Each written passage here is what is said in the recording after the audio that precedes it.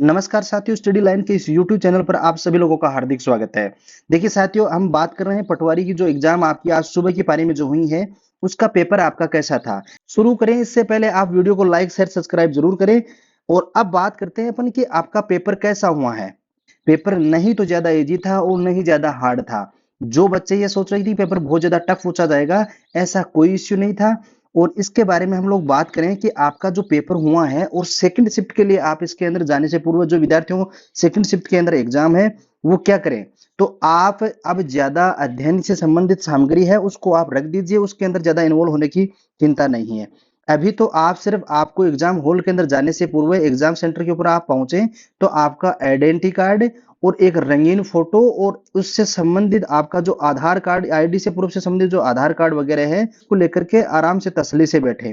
Paper ज्यादा कोई hard नहीं है। एंट्री से लेकर के संबंधित जो कुछ अफवाहें फैलाई जा रही थी कि जिन महिलाओं के हाथों में मेहंदी लगी होगी इनको एंट्री नहीं दी जाएगी या उनको प्रवेश नहीं दिया जाएगा, तो ऐसा कोई इश्यू नहीं है। वो सिर्फ एक बोर्ड के अध्यक्ष ने पहले भी ट्वीट करके बताया था कि जो बायोमेट्रिक से संबंधित अंगूठा या आपकी अंगुली का जो अंगुल छाप लिया जाएगा, उसके अंदर यदि कोई इश्यू आता है तो उसको लेकर के आप लोगों के लिए ये सूचना दी गई थी। उसके अंदर ऐसा कोई इश्यू नहीं आया है। ज्यादातर ऐसी महिलाएं जो थी जिनका मैंने सबका सेंटर पे देखा है कि ऐसा कोई बड़ा इश्यू नहीं था जिनको एंट्री नहीं दी गई। बाकी सभी विद्यार्थी नॉर्मल थे, आराम से सबसे बात की गई है। आप सेकंड शिफ्ट में यदि प्री एग्जाम देने के लिए जा रहे हैं तो आपको सिर्फ इतना ध्यान रखना है कि आपको जो तीन तीन अटेम्प्ट के अंदर आपको पेपर करना है। देखिए, जो क्वेश्चन आप सुनिश्चित है कि इसका आंसर ये होगा, फर्स्ट राउंड में सिर्फ आपको वही क्वेश्चन करने हैं। फिर आपको सेकंड राउंड में वो क्वेश्चन करने हैं जिनके अंदर दो ऑप्शन में से आपको पता है कि या तो ए में से या बी में से, इन्हीं में से आंसर होगा। तो आप केवल उन्हीं को चिन्हित करें, उनमें से आपको आंसर देना है।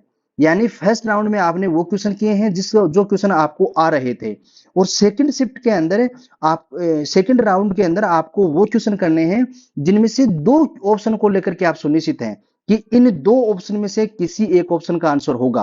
तो वो क्वेश्चन आपको अटेम्प्ट करने हैं। इसके बाद आपको तीसरे राउंड के अंदर पांचवा कॉलम भरना है, ज्यादा क्वेश्चन अटेम्प्ट नहीं करने हैं।